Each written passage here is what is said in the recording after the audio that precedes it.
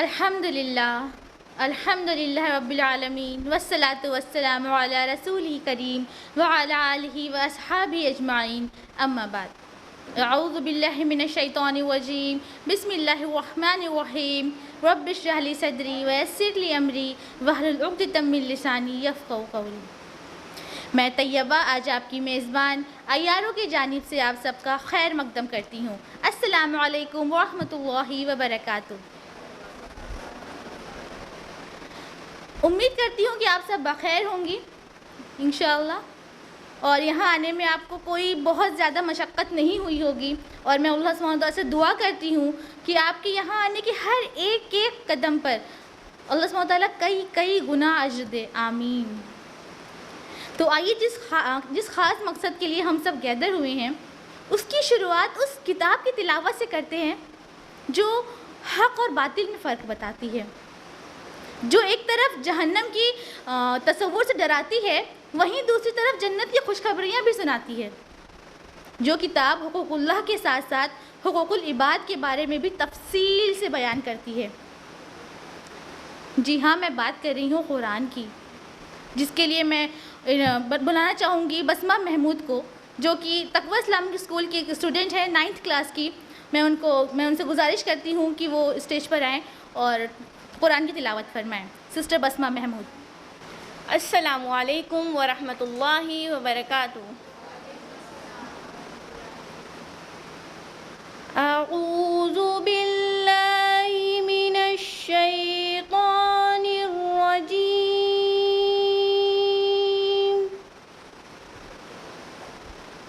بسم اللہ الرحمن الرحیم۔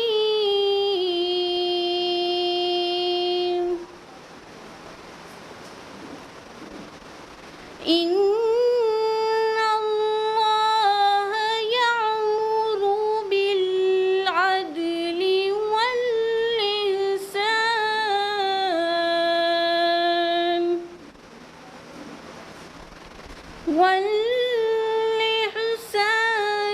وإيتاء ذي القربى وينهى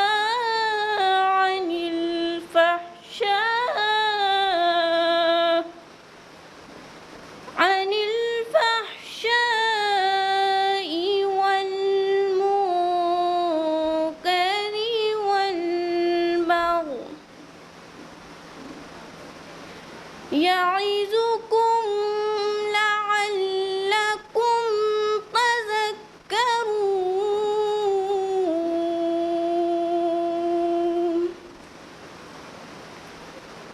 وأوفوا بعهد الله إذا عاهدتم ولا تنقضوا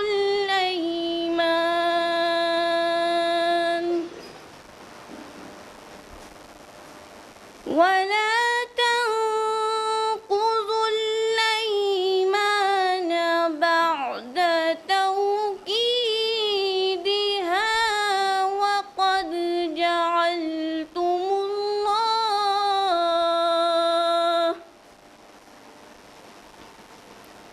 وقد جعلتم الله عليكم كفيلا،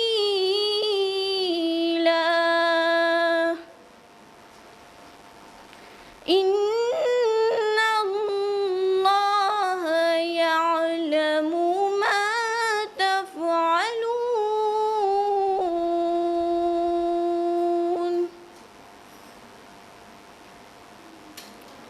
ولا تكونوا كالتي نقضت غزلها من بعد قوة أنكاسا،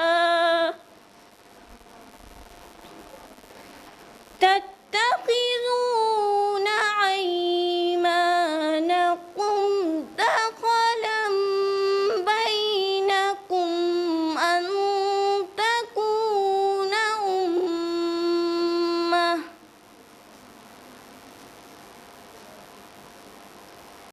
أن تكون أمة هي أربى من أمة إنما يبلوكم الله به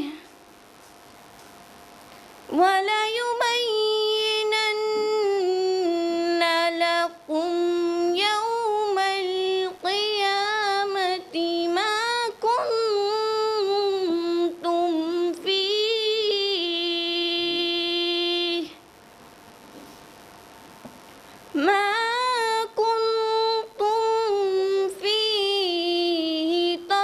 تختلفون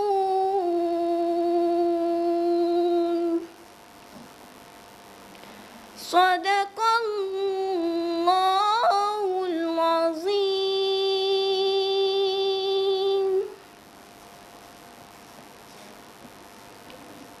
ابھی جو قرأت آپ نے سماعت فرمائی ہے وہ ہے سورہ نحل سورہ نمبر 16 آیت نمبر 90 سے 92 تک کی، جس کا اردو ترجمہ ہے پناہ چاہتی ہوں میں اللہ کی شیطان مردود سے، اللہ کے نام کے ساتھ جو بڑا مہربان اور نہایت رحم والا ہے۔ بے شک اللہ انصاف کا، احسان کا اور رشتہ داروں کو ان کے حقوق دینے کا حکم دیتا ہے، اور بے حیائی، بدی اور ظلم سے روکتا ہے۔ وہ تمہیں نصیحت کرتا ہے تاکہ تم نصیحت قبول کرو، اور جب تم نے کوئی معاہدہ کیا ہو تو اللہ سے کیے ہوئے عہدوں کو پورا کرو، اور قسموں کو پختہ کرنے کے بعد انہیں نہ توڑو، جبکہ تم اپنے اوپر اللہ کو گواہ بنا چکے ہو۔ تم جو کچھ کرتے ہو یقیناً اللہ اسے جانتا ہے۔ اور جس عورت نے اپنے سوت کو مضبوطی سے کاٹنے کے بعد اسے ادھیڑ کر تار تار کر دیا تھا، اس جیسے نہ بن جانا کہ تم بھی اپنے اوپر اللہ کو اس جیسے نہ بن جانا کہ تم بھی اپنے قسموں کو توڑ کر آپس کے فساد کا ذریعہ بنانے لگو، صرف اس لیے کہ کچھ لوگ دوسروں سے زیادہ فائدے حاصل کر لیے۔ اللہ اسی کے ذریعے تمہاری آزمائش کر رہا ہے، اور قیامت کے دن وہ تمہیں وہ باتیں ضرور کھول کر بتا دے گا جن میں تم اختلافات کیا کرتے تھے۔ وآخر الدعوانا الحمدللہ رب العالمین، والسلام علیکم ورحمۃ اللہ وبرکاتہ۔ ماشاء اللہ سسٹر، بہت خوب۔ اللہ سبحانہ وتعالیٰ سے دعا کرتی ہوں کہ وہ آپ کی اس قرأت کے حسن میں مزید اضافہ کرے، اور آپ کو دنیا میں ستارے کی طرح چمکائے، اور آخرت میں بھی اعلیٰ ترین مقام عطا فرمائے، آمین۔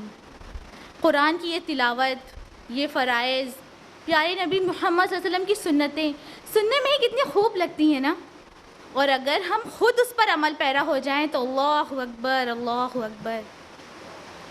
اور اسی قرآن و سنت کی ترویج و اشاعت کے لیے ہماری تنظیم کوشاں ہے۔ جی ہاں، میں بات کر رہی ہوں IERO یعنی Islamic educational and research organization کی، جو وقتاً فوقتاً پروگرام آرگنائز کراتی ہے تاکہ ہم سب مل کر ایمان کی حلاوت کو محسوس کر سکیں اور حق اور باطل میں فرق سمجھ سکیں۔ IERO ہر فرائیڈے 2:30 بجے اسی تقویٰ اسلامک اسکول میں لیڈیز کے لیے درس قرآن اور درس حدیث آرگنائز کرواتی ہے، اور ایوری منتھ کے فرسٹ سنڈے کو اسی طریقے سے لیڈیز کے لیے ہی سیمینار آرگنائز کرواتی ہے، اور ساتھ میں مرد حضرات کا بھی خیال رکھتے ہوئے آن لائن پروگرام آرگنائز کراتی ہے، جو کہ ہر منتھ کے 3rd سنڈے کو ہوتا ہے۔ لیکن الحمدللہ جیسے کہ آپ خود دیکھ رہے ہیں کہ الحمدللہ ہمارا جو آڈیٹوریم ہے وہ ویل مینٹینڈ ہو گیا ہے. تو اب انشاءاللہ نیکسٹ منتھ سے یہ آن لائن پروگرام بھی اسی ہال میں, اسی آڈیٹوریم میں آف لائن ہوگا انشاءاللہ, جس کی نوٹیفیکیشنز آپ کو واٹس ایپ گروپ پہ مل جائیں گی. آپ کا زیادہ وقت نہ لیتے ہوئے ہم واپس آتے ہیں اپنے سیمینار کی طرف, جس کا موضوع آپ سب کے علم میں آ ہی چکا ہوگا. کیا ہے کہ رشتے نبھانا مشکل کیوں, جس پر خطاب کرنے کے لیے آپ سے خطاب کرنے کے لیے ہمارے پاس 2 اسپیکرز موجود ہیں, سسٹر شائستہ بیگم اور سسٹر شفق نور. یہ جو روزمرہ کی ہماری زندگی ہے نا, اس میں جب ہم پیچھے مڑ کر دیکھتے ہیں تو جو ہمارے رشتوں کی جو پکچرز ہیں بالکل بلر ہو چکی ہیں. آج ہم اپنے مصروفیات میں ہمارے رشتوں کی کیا اہمیت رہ گئی ہے ہم اکثر بھول جایا کرتے ہیں. ان رشتوں کو نبھانے سے ہمیں کیا فوائد ہیں, کیا ہم حاصل کر سکتے ہیں اگر ہم اپنے رشتوں میں صلہ رحمی کریں, اور اگر ہم ان سے قطع تعلق کریں تو کیا کیا نقصانات اٹھانے پڑ سکتے ہیں. اسی موضوع پر خطاب کرنے کے لیے میں اپنی فرسٹ اسپیکر کو بلانا چاہوں گی, سسٹر شفق نور, جو کہ تقویٰ اسلامک اسکول کی 9th کلاس کی اسٹوڈنٹ ہیں اور ساتھ ہی ساتھ ہیڈ گرل کی پوسٹ پر بھی فائز ہے ماشاء اللہ. سسٹر شفق نور کا ایم ہے کہ وہ بڑی ہو کر ایک اعلیٰ ترین ڈاکٹر بن کے اپنے قوم کی خدمت کرنا چاہتی ہیں, اور ساتھ ہی ساتھ ایک فریشر آرٹسٹ بھی ہیں ماشاء اللہ. اور میں دعا کرتی ہوں کہ اللہ سبحانہ تعالیٰ ان کے مقصد میں ان کو کامیاب عطا فرمائے اور ان کو آسانی دے, آمین. سسٹر شفق نور. نحمدہ و نصلی علی رسول الکریم, اما بعد, فاعوذ باللہ من الشیطان الرجیم, بسم اللہ الرحمن الرحیم. ان اللہ یأمر بالعدل والإحسان وإیتاء ذی القربى رب اشرح لی صدری ویسر لی امری واحلل عقدۃ من لسانی یفقہوا قولی. عزیز سامعات, السلام علیکم ورحمۃ اللہ وبرکاتہ. جیسا کہ آپ سب جانتے ہیں کہ ہمارے آج کا سیمینار کا ٹاپک ہے رشتے نبھانا مشکل کیوں. میری گفتگو مبنی ہوگی صلہ رحمی پر. دنیا میں ہر انسان 2 تعلقات سے مربوط ہے, پہلا تعلق باللہ اور دوسرا تعلق بالعباد. ایک طرف سے انسان اپنے اس رب سے جڑا ہے جس نے اسے پیدا کیا, اسے عمدہ بنایا, اس کی رہنمائی کی اور اس کے رزق کا انتظام فرمایا. بندہ اپنے رب سے لا تعلق ہو ہی نہیں سکتا, اور اسی طرح اس کے رب کا حق ہے کہ بندہ اس کی عبادت کرے اور شکر گزار ہو. دوسری طرف سے انسان اللہ کے بنائے ان رشتوں سے جڑا ہے جو اس کے ارد گرد ہیں, یعنی وہ لوگ جو اس کے تعلقاتی ہیں, اور ان کا حق ہے کہ انسان ان سے حسن سلوک کرے. یہ ہمارے رب کا حکم ہے جو ہم پر لازم ہے. اسی لیے اللہ تعالیٰ اور اس کے رسول صلی اللہ علیہ وسلم نے ان حقوق کی ادائیگی کے لیے صلہ رحمی کا حکم دیا, جسے ماننا اور اس پر عمل کرنا ایک بندے کو اس کے رب کا قرب عطا کر سکتا ہے, اور اسے اس کے رسول صلی اللہ علیہ وسلم کی سنت پر عمل پیرا کر سکتا ہے. یہی ہمارا آج کا ٹاپک ہے کہ ہم تفصیل سے جانیں کہ صلہ رحمی کہتے کسے ہیں, اور صلہ رحمی کرنا اتنا ضروری کیوں ہے, اور اگر صلہ رحمی نہ کی جائے تو اس کے نقصانات کیا کیا ہیں. صلہ رحمی 2 الفاظ سے مل کر بنا ہے, صلہ اور رحم. عربی لفظ صلہ وصلہ یوصل باب سے آتا ہے, جس کا مصدر ہے وصلاً, جس کا معنی ہے جوڑنا. دوسرا لفظ ہے رحم, جس کا معنی ہے ووم, یعنی وہ جگہ جہاں ماں کے پیٹ میں بچہ رہتا ہے. یہ اللہ تعالیٰ کی صفت رحم بھی ہے, یعنی بچہ ماں کے پیٹ میں اللہ کے رحم سے کھاتا, پیتا اور سانس لیتا ہے. اس کا معنی یہ بھی ہے کہ ایسے رشتے جو رحم یعنی نسب یا پیدائش سے جڑے ہوتے ہیں, بس ایسے رشتہ دار جن سے نسب یا پیدائش کا رشتہ ہو, ان کے ساتھ حسن سلوک کرنا صلہ رحمی کہلاتا ہے. صلہ رحمی means maintaining the ties of kinship. یاد رہے کہ یہ رشتہ دار محرم بھی ہو سکتے ہیں اور نامحرم بھی. مثلاً چچا, ماموں وغیرہ محرم ہیں اور ان کے مرد بچے غیر محرم. اسی طرح رشتہ دار وارث بھی ہو سکتے ہیں اور غیر وارث بھی. مثلاً ایک مرد کے وارث اس کے بیوی بچے, بھائی بہن اور ماں باپ ہوں گے, اور دیگر رشتہ دار غیر وارث. اور ساتھ ہی یہ بھی بتاتی چلوں کہ رشتہ دار 3 طرح کے ہوتے ہیں. پہلا پیدائشی, یعنی رحم سے جڑے سارے رشتے. इनमें सबसे पहले माँ बाप, फिर भाई बहन और फिर दीगर रिश्तेदार होंगे। दूसरा, ससुराली, यानी वो रिश्ते जो निकाह के बाद कायम हो जाते हैं। ये भी अल्लाह ताला के बनाए रिश्ते होते हैं जिनमें महरम और नामहरम की तमीज़ पैदा हो जाती है। मसलन दामाद सास के लिए महरम और ससुर बहू के लिए महरम हो जाता है। तीसरा, दोस्ती। ये हकीकी रिश्ते नहीं होते मगर ताल्लुकात के बिना पर इनसे दोस्ती का रिश्ता कायम हो जाता है। और याद रहे कि नबी अकरम सल्लल्लाहु अलैहि वसल्लम ने बाप के दोस्तों के साथ हुस्न सलूक करने की ताकीद की है।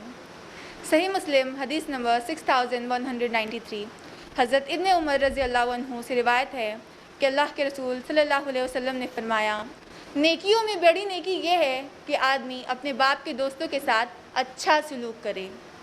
नबी सल्लल्लाहु अलैहि वसल्लम के खुद भी दोस्त थे, जैसे आपके सबसे करीबी हज़रत अबू बकर रज़ी अल्लाह अन्हु और हज़रत खदीजा रज़ी अल्लाह अन्हा के सहेलियों के साथ भी आप हुस्न सलूक करते।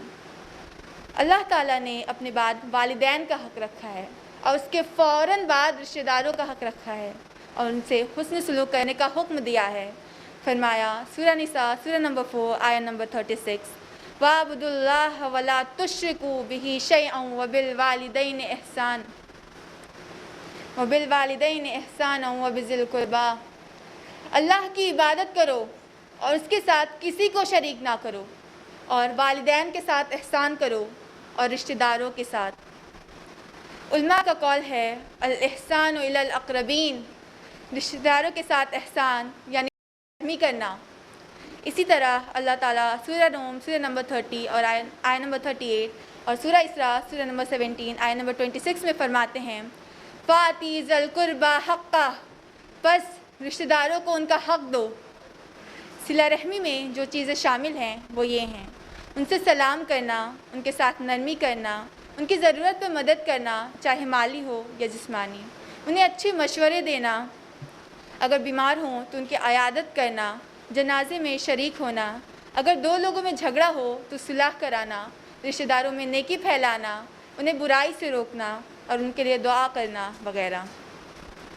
सही बुखारी की हदीस है, हदीस नंबर 6018, हज़रत अबू हुरैरा रज़ी अल्लाह अन्हु से रिवायत है कि अल्लाह के रसूल सल्लल्लाहु अलैहि वसल्लम ने फरमाया, जो अल्लाह और रोज़े आखिरत पर ईमान रखता हो वो अपने मेहमान की खातिर करे, और जिसका ईमान अल्लाह और रोज़े आखिरत पर हो वो सिला रहमी करे, और जो अल्लाह और रोज़े आखिरत पर ईमान रखता हो वो बोले तो अच्छी बात बोले वरना खामोश रहे।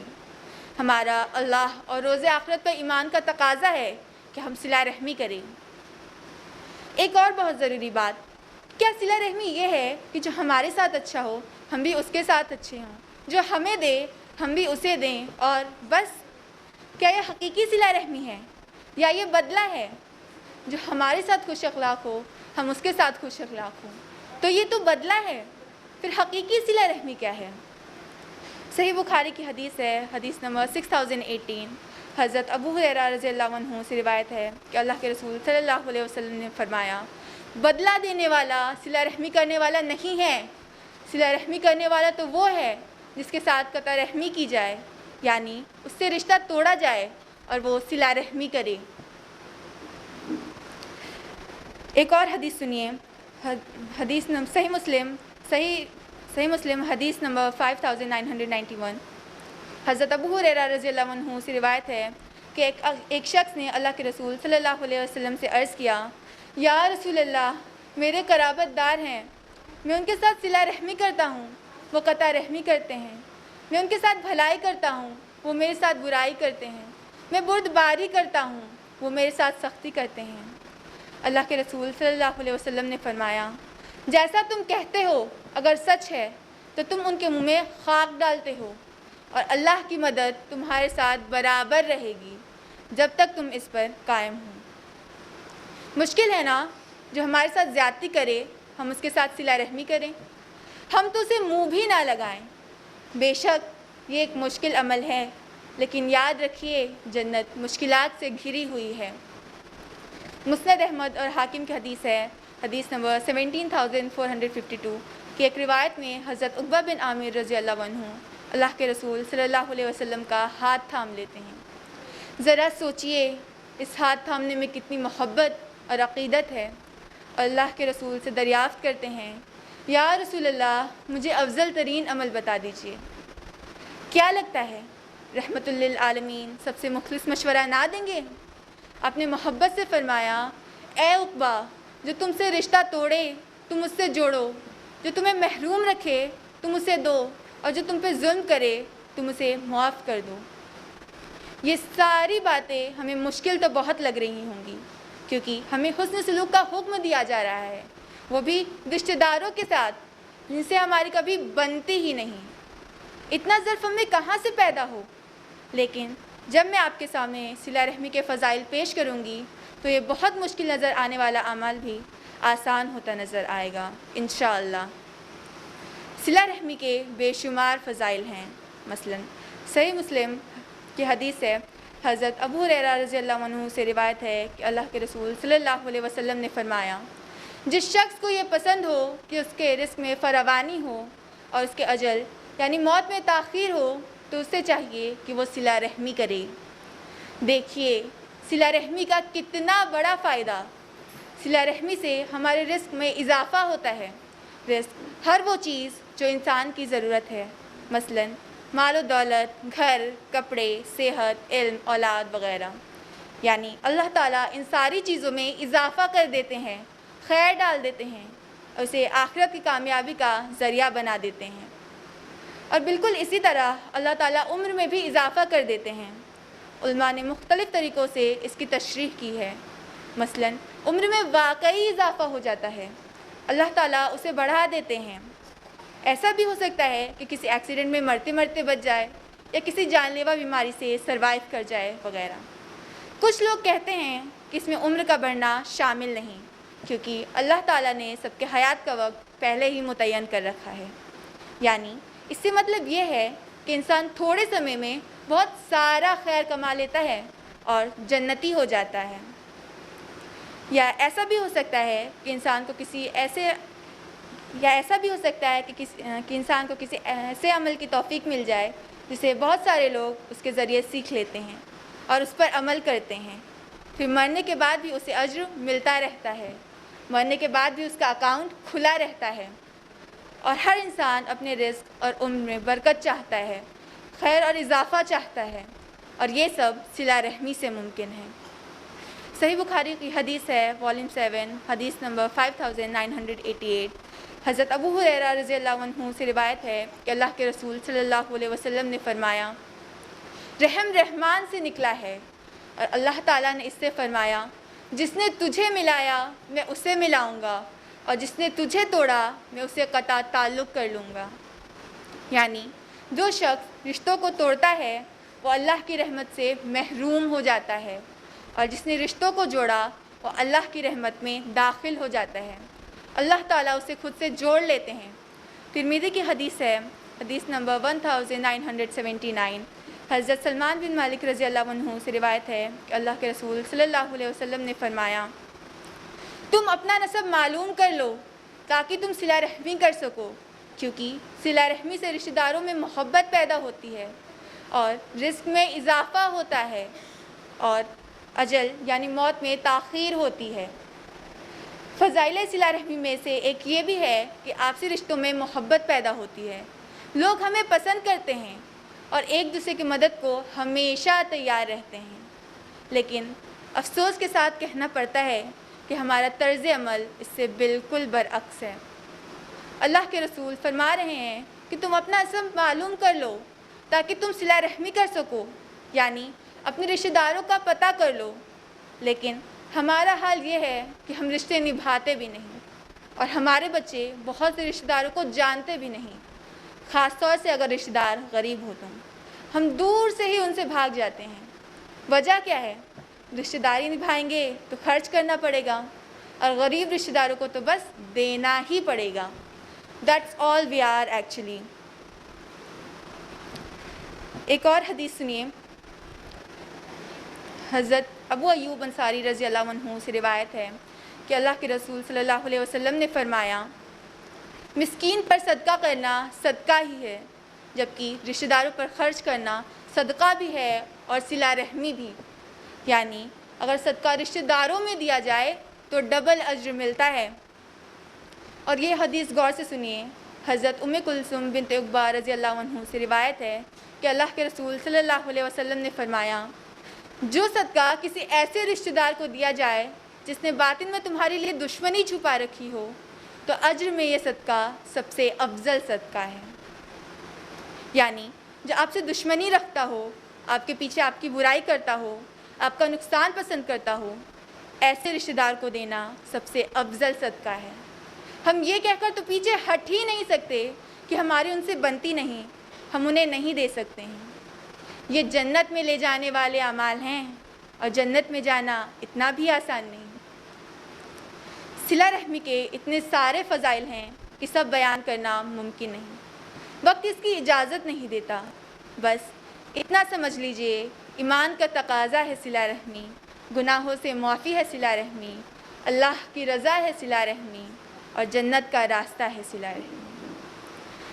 یہ بات بھی یاد رہنی چاہیے کہ جس طرح صلہ رحمی کی اتنی اہمیت اور فضیلت ہے، اسی طرح قطع رحمی یعنی رشتوں کو توڑنے کی سزا بھی بہت بڑی ہے۔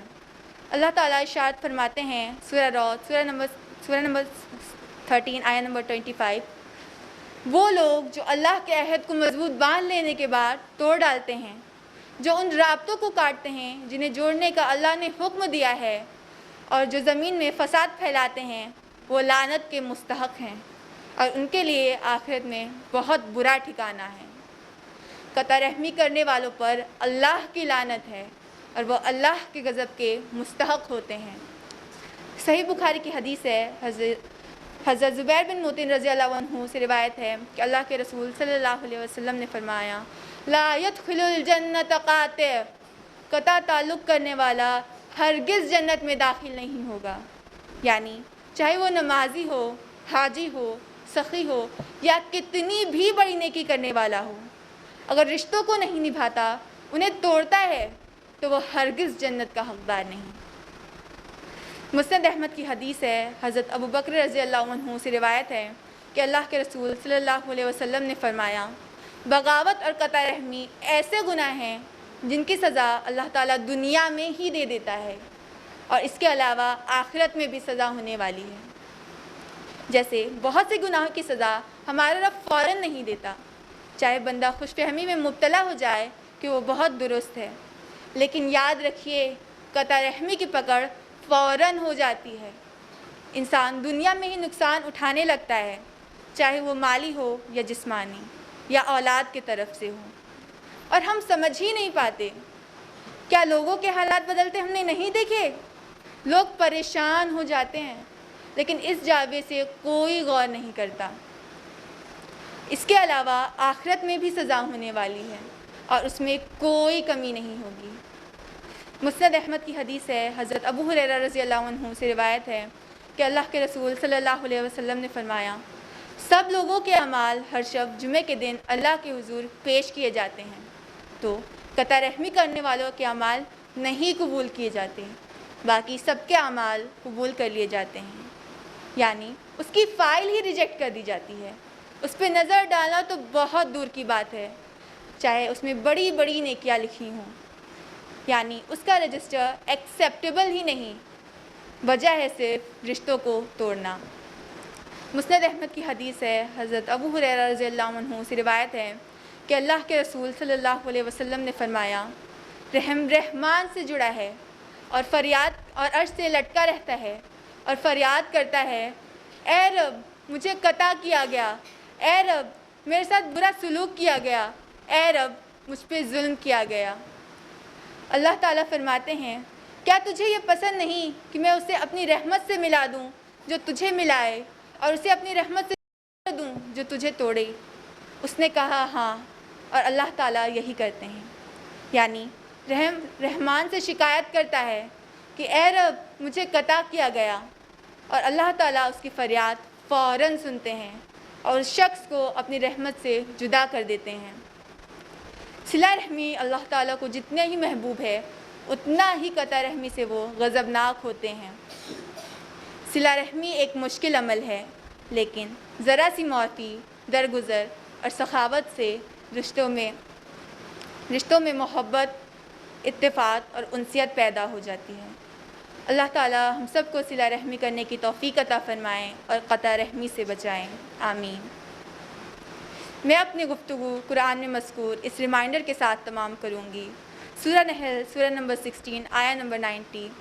ان اللہ یامر بالعدل والاحسان وایتاء ذی القربی، بے شک اللہ تعالیٰ عدل اور انصاف کا اور رشتہ داروں کو دینے کا حکم دیتا ہے۔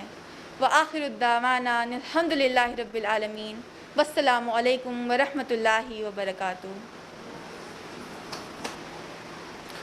جزاک اللہ خیر سسٹر، ماشاء اللہ بہت خوب۔ آپ نے بہت واضح طور پر بتایا قرآن و حدیث کی روشنی میں کہ صلہ رحمی کرنے کے کیا کیا فوائد ہیں اور اسی کے ساتھ قطع رحمی کرنے کے کیا کیا نقصانات ہیں۔ امید کرتی ہوں کہ آپ کے ان خیالات سے ہماری پیاری سامعات مستفید ہوئی ہوں گی اور جنت میں جانے کی اور جہنم سے بچنے کی پرزور کوشش کریں گی انشاءاللہ۔ مطلب ایک بچہ یعنی ایمبریو جب مدرس ووم میں آتا ہے تو ابھی وہ دنیا میں آیا ہوا نہیں ہوتا، لیکن پھر بھی وہ بہت سارے رشتوں سے جڑ جاتا ہے۔ کوئی اس کے آنے سے پہلے ہی کوئی اپنی امی بننے کی تیاری کرنے لگتا ہے، کوئی پاپا بننے کی تیاری کرنے لگتا ہے، دادا دادی نانا نانی سب اپنے اپنے حصوں کی تیاریوں میں مصروف ہو جاتے ہیں۔ لیکن جب وہی بچہ اس دنیا میں آ جاتا ہے، بڑا ہوتا ہے، تو انہی رشتوں میں دوریاں آ جاتی ہیں، یہی رشتے بوجھل لگنے لگتے ہیں۔ کیوں ہوتا ہے ایسا؟ اور ایسا نہ ہو اس کے لیے کیا کرنا چاہیے؟ انہی سوالوں کے جوابات کے لیے میں اپنی سیکنڈ اسپیکر سسٹر شائستہ بیگم کو بلانا چاہوں گی، جو کہ IRO کی سینئر ممبر ہونے کے ساتھ ساتھ ایک آسم آرٹسٹ ہیں اور تقویٰ اسلامک اسکول میں as an art and craft teacher اپنی سروسز پرووائڈ کر رہی ہیں اور دین کی خدمت میں بھی کوشاں ہیں۔ سسٹر شائستہ بیگم۔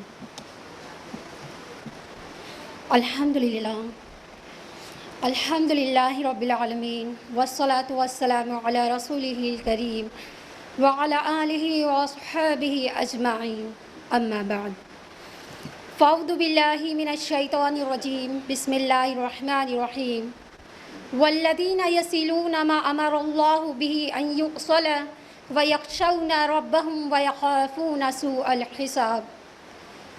بسم اللہ الرحمن الرحیم، رب اشرح لی صدری ویسر لی امری واحلل عقدۃ من لسانی یفقہوا قولی۔ عزیز سامعات، میں آپ سب کا تہہ دل سے خیر مقدم کرتی ہوں۔ السلام علیکم ورحمۃ اللہ وبرکاتہ۔ جیسا کہ آپ سب کی نالج میں آ ہی چکا ہے کہ آج کے ہمارے سیمینار کا موضوع ہے رشتے نبھانا مشکل کیوں۔ میری گفتگو مبنی ہوگی انشاءاللہ تعالی رشتے کیا ہوتے ہیں، رشتوں کی اہمیت کیا ہے، اور اگر رشتہ داروں کے بیچ میں کسی وجہ سے تناؤ یا پریشانی آ جائے تو اسے کیسے حل کیا جائے۔ جیسا کہ ابھی آپ نے ہمارے تقویٰ اسلامک اسکول کی بچی سے صلہ رحمی کے بارے میں جانا۔ اللہ سبحانہ و تعالیٰ نے انسان پر 2 طرح کے حقوق عائد کیے ہیں، پہلا حقوق اللہ اور دوسرا حقوق العباد۔ اگر بندہ حقوق العباد کی ادائیگی نہیں کرتا ہے، چاہے وہ کتنے بھی روزے، نماز، صدقات و خیرات، حج عمرہ کرنے والا بن جائے، وہ روز آخرت اللہ کے حضور کھڑا نہیں ہو سکتا۔ جہاں اللہ سبحانہ تعالیٰ نے صلہ رحمی کرنے والوں کے لیے خوشخبری سنائی ہے، جنت کی بشارت دی، وہیں دوسری طرف رشتوں کو نہ نبھانے والوں کے لیے رسوائی بھی بیان فرمائی کہ قطع رحمی کرنے والا شخص جنت میں داخل نہیں ہو سکتا۔ اللہ سبحانہ تعالیٰ نے اس دنیا کو بنانے سے پہلے تمام انسانوں کی روحوں کو بنایا اور ان سب سے گواہی لی، کیا نہیں ہوں میں تمہارا رب؟ سب نے ایک ہو کر کہا قال بلا شہدنا، بے شک اے میرے پروردگار آپ ہی میرے رب ہیں۔ پھر اس کے بعد اللہ سبحانہ تعالیٰ نے تمام انسانوں کے والد حضرت آدم علیہ السلام کو دنیا میں بھیجا اور ان کی نسل سے تمام انسانوں کو دنیا میں پھیلا دیا اور ایک مضبوط رشتہ قائم کر دیا۔ انسان جب اس دنیا میں آتا ہے تو ہر شے سے اس کا تھوڑا بہت تعلق پیدا ہو جاتا ہے، اور اسی تعلق کے فرض کو بحسن خوبی ادا کرنا اخلاق کہلاتا ہے۔ اسلامی معاشرہ ایک روحانی معاشرہ ہے، یعنی جب انسان اس دنیا میں آتا ہے تو اس کے ہر ایک شے سے تھوڑا تعلق پیدا ہو جاتا ہے، یعنی اس کے ماں باپ، عزیز و رشتہ دار، دوست احباب، سب سے تھوڑا بہت تعلق پیدا ہو جاتا ہے۔ اسلامی معاشرہ ایک روحانی معاشرہ ہے، یعنی ایک ایسا معاشرہ جس میں تعلقات کی عمارت محبت و ہمدردی، دوستی کے اخلاقی رشتوں پر استوار ہوتے ہیں۔ مادی رشتوں پر اس کا کوئی مدار نہیں ہوتا۔ اللہ کے نبی صلی اللہ علیہ وسلم فرماتے ہیں، بخاری کی حدیث ہے کہ مسلمانوں کی مثال باہم محبت و غمخواری کے لحاظ سے جسم کی طرح ہے۔ اگر کسی ایک عضو کو تکلیف پہنچتی ہے تو پورا جسم بے خوابی اور تب کا شکار ہو جاتا ہے۔ اس بات میں کوئی شک نہیں کہ محبت و ہمدردی، دوستی کے اخلاقی رشتوں پر استوار ہونے والے روحانی تعلقات ہی وہ بنیاد فراہم کر سکے جو مختلف انسانی گروہوں کو ایک مرکز پر متحد کر سکے۔ یہی وہ مقدس رشتہ ہے جس میں مختلف قومیت اور مختلف نسل کے انسانوں کو ایک لڑی میں پرو دیتا ہے۔ مادی بنیادوں پر استوار ہونے والا رشتہ جسے جوڑنے والی چیز اقتصادی یا خطۂ سرزمین جیسے علائق ہوتے ہیں، اور اس کی مثال پتھر کی ڈھیر کی طرح ہوتی ہے جو ایک دوسرے سے قریب تو ہوتے ہیں لیکن ان کے مختلف ٹکڑوں میں کوئی مضبوط رشتہ نہیں ہوتا، چاہے اسے کتنا بھی مضبوط کیوں نہ بنا دیا جائے، لیکن صحیح معنوں میں وہ پائیدار بھی نہیں ہو سکتا، نہ اس کے اندر حقیقی اتصال پیدا ہو سکتا ہے۔ اگر آندھی کا ہلکا سا جھونکا بھی آئے تو وہ برداشت نہیں کر سکتا۔ اسلام نے زندگی کے مختلف گوشوں سے متعلق جس چیز کی رہنمائی کی ہے اس کی مثال ایک بنیادی رشتوں پر ہے، یعنی ایک روحانی رشتے پر کی ہے جس کے احساس سے سماج کا ہر فرد سرشار ہوتا ہے، اور یہی چیز اسے ایک پلیٹ فارم پر متحد کر دیتی ہے، جوڑ دیتی ہے، اور اس کے احساس سے سماج کا ہر فرد جب سرشار ہو جاتا ہے، متحد ہو جاتے ہیں۔ مثالی معاشرے کو وجود میں لانے کے لیے افراد کی تربیت ناگزیر شے ہوتی ہے، اور ایسے افراد سے جڑنے والی اجتماعیت ہی اس معاشرے کو جنم دے سکتی ہے جس کے لیے ایک دوسرے کے غمخوار ہوتے ہیں، ایک دوسرے کے ساتھ مل جل کر رہتے ہیں، جہاں پر نفرت و عداوت کے جراثیم کا پتہ ہو، نہ بغض و حسد کا نام و نشان پایا جاتا ہو۔ اللہ سبحانہ و تعالیٰ نے اس دنیا میں انسان کو بھیجا، اور یہ بھی دنیا میں بھیجنے کے بعد اللہ سبحانہ و تعالیٰ نے انسان کو اس دنیا میں بھیجا تاکہ انسان دنیا میں اس کی سرداری کرے اور اللہ کے نائب کی حیثیت سے اس کا نظام چلائے، لیکن اس بات کا بھی اسے خیال رکھنا ہے کہ ہر چیز میں اللہ کی رضا اور اس کی خوشنودی کا بھی خیال رکھے، اللہ کی رضا اور اس کی خوشنودی کا بھی خیال رکھے، چونکہ اللہ سبحانہ تعالیٰ نے ہر انسان کو صحیح اور غلط کا راستہ بتا دیا ہے، اور انسان وہی چیز اختیار کر سکتا ہے، وہی چیز سلیکٹ کر سکتا ہے جس کے لیے اس کا ضمیر راضی ہو، یعنی اپنی اس فطرت کی وجہ سے اللہ سبحانہ تعالیٰ نے جو صحیح اور غلط کی تمیز پیدا کی ہے، اپنی اس فطرت کی وجہ سے وہ صحیح چیزوں کو اختیار کر سکتا ہے، لیکن ہوا یہ کہ شروع سے ہی انسان کے ساتھ شیطان لگا رہا، اس نے طرح طرح سے بہکانے اور ورغلانے کے موقع تلاش کر لیے، اس نے انسان کے سامنے ایسے خوبصورت انداز میں ایسی چیزیں پیش کی کہ ظاہری خوشنمائی نے باطنی تباہکاری کو چھپا لیا اور انسان اسے مفید سمجھ کر، فائدہ سمجھ کر اختیار کرنے لگا۔ آج دنیا بغض، حسد، نفرت و عداوت کے الاؤ میں چل رہی ہے۔ ہر طرف برائی کا دورہ ہے، حتیٰ کہ انسان یہ سمجھنے لگا ہے کہ دنیا کے اندر برائی ہی اصل چیز ہے اور نیکی ایک عارضی چیز ہے، نیکی کو ایک عارضی چیز سمجھنے لگا ہے۔ زندگی بڑی تیز رفتار ہوتی ہے، ایسے آنن فانن وقت گزرتا ہے کہ بالکل بھی پتہ نہیں چلتا کہ کل ہم بچے تھے، آج جوان ہو گئے، کل بڑھاپے میں قدم رکھ دیں گے۔ وہ ساری شوخی، وہ خوش مزاجی، وہ اپنی طاقت پر بھروسہ، سب کچھ رخصت ہو جائے گا۔ لاچار، مجبور ہو کر دوسروں کے رحم و کرم پر زندگی گزرنے لگے گی۔ جب اللہ سبحانہ وتعالیٰ نے رشتوں کو اتنی اہمیت دی ہے اور اس میں محبت بھی ڈال دی ہے اور ایک دوسرے کے حقوق بھی بتا دیے ہیں، پھر کیا وجہ ہے کہ رشتے ایک دوسرے سے قطع ہو رہے ہیں؟ اگر ہم معاشرے میں نظر اٹھا کر دیکھیں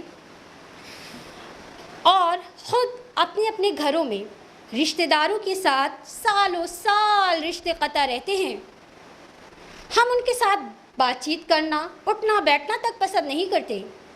وہیں دوسری طرف جو اجنبی لوگ ہوتے ہیں، ہمارا رویہ ان کے ساتھ کئی درجہ بہتر ہوتا ہے، ان سے اچھے سے بات چیت کرنا، ان کے ساتھ اٹھنا بیٹھنا، ہنسی مذاق کرنا، تحفے تحائف دینا، سب کچھ چلتا ہے۔ لیکن بغل میں اگر ہمارا کوئی پڑوسی ہو اور ساتھ ہی رشتہ دار، تو ہمیشہ ہماری انبن رہتی ہے، ہم ان کو دیکھنا بھی گوارا نہیں کرتے۔ آخر کیا وجوہات ہے جس کی وجہ سے رشتوں میں اتنا تناؤ آ گیا، اور کیا وجوہات ہے جس کی وجہ سے رشتہ نبھانا مشکل ترین عمل بن گیا ہے؟ چاہے وہ شوہر بیوی کا رشتہ ہو، اولاد کا ماں باپ کے ساتھ، ساس بہو نند کا رشتہ، یا پھر بھائی بہن کا رشتہ۔ یہ وہ رشتے ہوتے ہیں جو خون کا رشتہ ہے، جس کے ساتھ انسان ایک ہی چھت کے نیچے 24 گھنٹے ساتھ گزارتا ہے۔ آج ان رشتوں میں بھی دوری اور کڑواہٹ پیدا ہو گئی ہے، رشتے نبھانا مشکل ہو رہا ہے۔ تو آئیے سب سے پہلے ہم اس رشتے کے بارے میں بات کرتے ہیں جو خاندان سماج کی عمارت کی بنیادی پتھر ہے۔ اسلام نے خاندان کو بڑی اہمیت دی ہے، اور وہ اس لیے کہ یہی معاشرے کی بنیاد ہے۔ قرآن میں جس تفصیل سے خاندان کے احکامات کو بیان کیے ہیں، اسی طرح معاشرے کے متعلق کسی گوشے کے احکام کو نہیں بیان کیا۔ خاندان کی پہلی عمارت، پہلی اینٹ جو رکھی گئی ہے، وہ ہے شادی، شوہر بیوی کا رشتہ، ساری عمر ساتھ رہنے والا رشتہ۔ یہ خاندان کی ریڑھ کی ہڈی کی طرح ہوتے ہیں۔ اگر دونوں کا دل ملا ہوا ہے، خوشگوار زندگی گزر رہی ہے، تو اس سے بڑھ کر کوئی نعمت نہیں، اور اگر خدا نخواستہ دونوں کے دلوں میں فرق آ گیا تو پھر اس سے بڑھ کر کوئی مصیبت نہیں۔ اور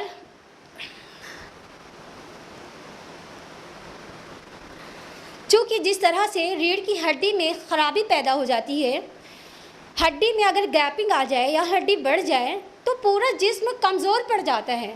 بس اسی طرح سے شوہر بیوی کے رشتوں میں آئے دن لڑائی جھگڑے ہونا، انبن ہونا، جس کی وجہ سے گھر کا چین سکون سب ختم ہو جاتا ہے، سب کچھ ختم ہو جاتا ہے۔ جب ایک دلہن گھر میں آتی ہے تو شوہر اسے بے انتہا محبت کرتا ہے، ہر وقت اس کے پاس رہنا، اس کی ضرورتوں کا خیال رکھنا، اسے اپنی دلی تعلق کا اظہار کرنا اپنے لیے باعث مسرت سمجھتا ہے۔ اور چونکہ اللہ سبحانہ تعالیٰ نے شوہر بیوی کے رشتوں کو بنایا بھی ایسا ہے، فرمایا سورہ روم سورہ نمبر 30 آیت نمبر 21 میں وَمِنْ آيَاتِهِ مَنْ خَلَقَ لَكُم مِّنْ أَنفُسِكُمْ أَزْوَاجًا لِتَسْكُنُوا إِلَيْهَا وَجَعَلَ بَيْنَكُم مَّوَدَّةً وَرَحْمَةً، اور اس کی نشانیوں میں سے ہے کہ اس نے تمہاری ہی جنس سے تمہارے لیے بیویاں پیدا کی تاکہ تم ان سے سکون حاصل کرو، اور تمہارے درمیان میں محبت اور رحمت ڈال دی۔ اللہ سبحانہ تعالیٰ نے نہ صرف سکون کا ذریعہ بنایا شوہر بیوی کو، بلکہ محبت اور رحمت بھی ڈال دی ہے دونوں کے درمیان میں۔ اور سورہ بقرہ سورہ نمبر 2 آیت نمبر 187 میں اللہ سبحانہ تعالیٰ نے فرمایا ہن لباس لکم وانتم لباس لہن، وہ تمہارے لیے لباس ہے، تم ان کے لیے۔ شوہر بیوی کا رشتہ جو رشتہ ہوتا ہے اس میں ایک اٹیچمنٹ ہوتی ہے، محبت ہوتی ہے، دونوں ایک دوسرے کا خیال رکھتے ہیں۔ جس طرح سے ایک شوہر پر ذمہ داری ہوتی ہے کہ وہ بیوی کا نان نفقہ اٹھائے، اس کا نان نفقہ ادا کرے اور اس کی ہر ضرورتوں کا خیال رکھے۔ اللہ سبحانہ تعالیٰ نے فرمایا سورہ نساء سورہ نمبر 4 آیت نمبر 34 میں الرجال قوامون علی النساء بما فضل اللہ بعضهم علی بعض وبما انفقوا من اموالهم، اور مرد حاکم ہے اس وجہ سے کہ اللہ تعالیٰ نے ایک کو دوسرے پر فضیلت دی ہے، اور اس وجہ سے بھی کہ مردوں نے اپنے مال خرچ کیے ہیں۔ تو اسلام میں جہاں شوہر پر بیوی کے حقوق بتائے، وہی دوسری طرف بیوی پر شوہر کے بھی حقوق بتائے ہیں کہ ایک اچھی اور نیک بیوی وہ ہوتی ہے جو اپنے شوہر کی ہر چھوٹی سے چھوٹی ضرورت کا خیال رکھتی ہے، اس کی پسند ناپسند کا خیال رکھتی ہے، اس کے کھانے پینے کا خیال رکھتی ہے، شوہر جب اسے بلائے اس کی خدمت کے لیے حاضر ہو جاتی ہے اور اس کے کپڑوں کو صاف رکھتی ہے۔ اتنا ہی نہیں، اس کی امانتوں کا بھی خیال رکھتی ہے اور ساتھ ہی ساتھ اس کے بچوں کی بہترین تربیت کرتی ہے۔ اللہ کے رسول صلی اللہ علیہ وسلم فرماتے ہیں کہ عورتوں میں سب سے اچھی عورت وہ ہے کہ جب اس کا شوہر اسے دیکھے کہ وہ اسے خوش کر دیتی ہے، اور جب اسے کوئی حکم دے تو اسے بجا لاتی ہے، اور اس کے مال و جان میں اس کی حفاظت کرتی، اس میں کوئی خلاف ورزی نہیں کرتی جس کی وجہ سے اس کو رنج و غم پہنچے۔ اس طرح سے ازواجی زندگی کا راز باہم ایک دوسرے پر اعتماد کرنا ہے، بھروسہ کرنا ہے۔ اگر وہ عورت ان تمام چیزوں پر پرفیکٹ ہے، صحیح ہے، تو اللہ کے رسول صلی اللہ علیہ وسلم نے کیا فرمایا؟ طبرانی کی حدیث ہے کہ عورت کے اندر وہ تمام خوبیاں اگر موجود ہیں، اگر اس کے اندر تمام خوبیاں موجود ہیں، تو اللہ کے رسول صلی اللہ علیہ وسلم نے فرمایا کہ عورت جب 5 وقت کی نماز پڑھے، اپنے آبرو کی حفاظت کرے اور اپنے شوہر کی فرما بردار رہے، وہ جنت کے جس دروازے سے داخل ہونا چاہے داخل ہو جائے۔ سبحان اللہ، سبحان اللہ، کتنی بڑی خوشخبری اللہ کے رسول صلی اللہ علیہ وسلم نے سنائی شوہر کا حقوق ادا کرنے والی نیک بیویوں کے بارے میں۔ کتنی بڑی خوشخبری۔ تو دراصل پرابلم وہاں شروع ہوتی ہے رشتوں میں جب عورت نافرمان ہوتی ہے، شوہر کی بات نہیں مانتی، اس کی مرضی کے خلاف کوئی کام کرتی ہے۔ اگر شوہر کی مرضی نہیں کی، اس کی مرضی کے بغیر وہ گھر سے باہر قدم رکھے، یا اس کی غیر موجودگی میں کسی غیر مرد کا آنا اسے پسند نہ ہو، پھر بھی وہ یہ کام کرے جو اسے ناگوار ہو، تو اس طرح سے رشتوں میں دوری پیدا ہونے لگتی ہے۔ اور اگر شوہر پوری زندگی بھی اس کے ساتھ احسان کا معاملہ کرتا ہے، اور اگر خدا نخواستہ کسی ایک چیز کی کمی ہو جائے تو فوراً ناشکری کے الفاظ ادا کرنے لگتی ہے۔ شوہر بیوی کی رشتوں میں دوری کی وجہ یہ بھی ہوتی ہے کہ آج مسلم خواتین ویسٹ سے متاثر ہو گئی ہیں۔ میڈیا میں اکثر بحثیں چلتی رہتی ہیں کہ مرد عورت ایک مشابہ ہیں، ایک برابر ہیں۔ فلموں اور ڈراموں میں جو شوہر کا تصور پیش کر کے دکھایا جاتا ہے، وہ بوائے فرینڈ کا تصور پیش کر کے دکھایا جاتا ہے۔ اور آج کل کی مسلم خواتین بھی ان کی جو ریکوائرمنٹ ہوتی ہے وہ بوائے فرینڈ والی ہی ہوتی ہے، شوہر والی نہیں ہوتی ہے۔ آج برائی اتنی زیادہ عام ہو چکی ہے، اتنی زیادہ پھیل چکی ہے کہ بیویاں اپنے شوہر کی بات ہی نہیں مانتی ہیں۔ آخر اس کی کیا وجہ ہے؟ کیا وجہ ہے؟ آج کے دور کی سب سے بڑی وجہ یہ ہے کہ کیا وجہ ہے؟ سب سے بڑی وجہ لو میرج۔ شادی سے پہلے ہی گھومنا پھرنا، ریسٹورنٹ میں کھانا کھانا، واٹس ایپ پر گھنٹوں چیٹ کرنا، کال پر گھنٹوں لگے رہنا، بڑے بڑے وعدے کرنا، تحفے تحائف دینا، اور پھر جب شادی ہو جاتی ہے تو شوہر شاہجہاں اور بیگم ممتاز بن کر سپنے دیکھنے لگتی ہیں۔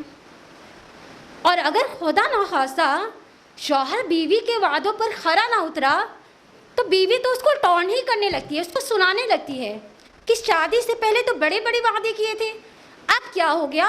شادی سے پہلے تو کہا تھا یہاں گھمانے لے جاؤں گا، وہاں گھمانے لے جاؤں گا، اور پھر اپنی سہیلیوں کے ہسبینڈ سے کمپیئر کرنا شروع کر دیتی ہیں کہ میری فلاں سہیلی کو دیکھو، اس کا ہسبینڈ ہر سال اسے گھمانے لے جاتا ہے، اور تو اور اینیورسری پر اسے ڈائمنڈ گفٹ رنگ کرتا ہے، آپ نے تو آج تک مجھے ایک گولڈ کی رنگ بھی گفٹ نہ کی۔